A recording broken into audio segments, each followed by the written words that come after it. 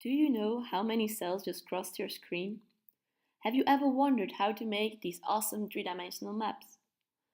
Or do you want to know how many ice has actually melted since global warming has become such a hot topic? And all of this in a matter of minutes without using difficult calibrations but only a few clicks of your mouse?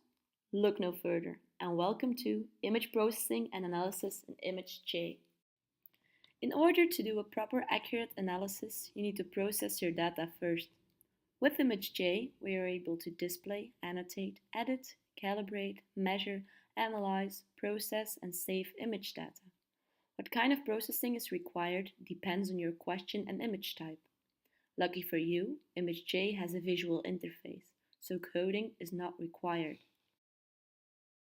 The ImageJ toolbar contains both built-in and customized tools for manipulating images. I'll introduce you to the most important ones. First of all, we have the area selection tools, out of which you can choose different shapes. The line selection tool is used to create line selections.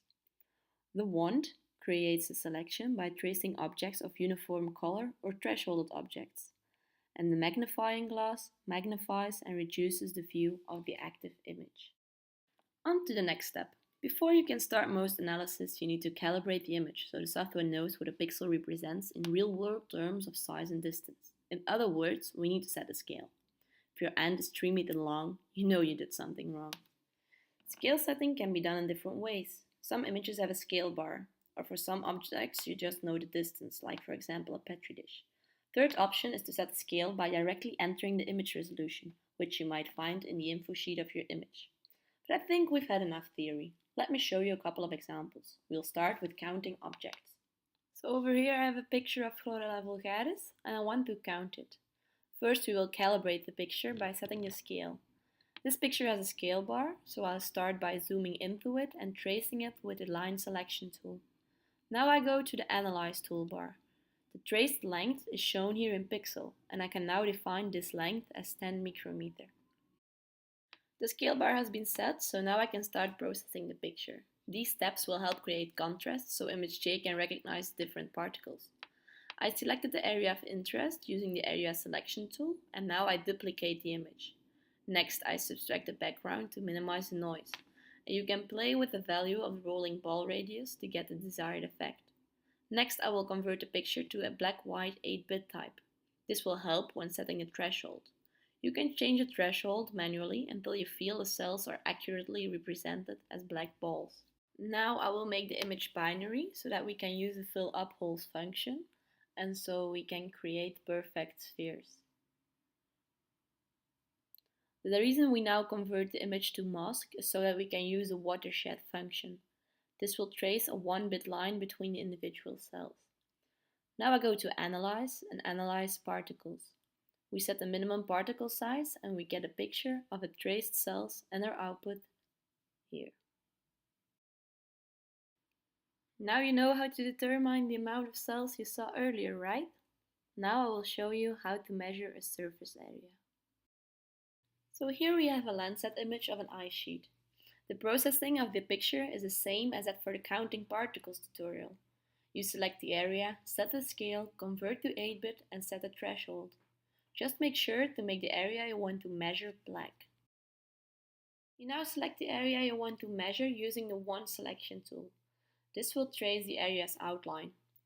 If you double-click on the elliptical selection tool, you can use the brush. This will trace the outline in detail. I first use a large brush size for the coarsework, and after that I do the details using a 10 pixel sized brush. Once you've finished tracing the outline of the area of interest, you may press Analyze and Measure. The output you can save as an Excel file. Now you can use this knowledge to compare temporal variation in surface area of, for instance, melting glaciers. The last thing I want to show you is how you can make three-dimensional images out of a calibrated mathematical map. So here we have an example of a calibrated depth map. You can make a 3D image out of it by clicking Analyze, Surface Plot, and then choose the items you like. You can try the different effects they have when you are processing your own image. When you prefer a more dynamic approach, you can make an interactive map by clicking Plugins, 3D, Interactive 3D Surface Plot. You can alter many parameters on this map, so it's best to play with it yourself. You can resize the grid, change the flatness, or the way you look at it. You can even show ISO lines instead of a full mesh.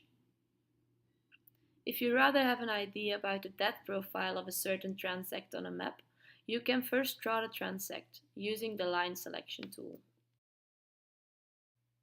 Clicking Analyze Plot Profile shows you the depth profile of a transect you've drawn earlier. If you'd like to see the actual data points, just click List to see them in ImageJ or Copy to export them to, for instance, Excel. That was pretty cool, huh? But unfortunately, this tutorial has come to an end. Please note that we only briefly touched the surface of ImageJ, and there's lots and lots of more amazing stuff to explore. Have fun!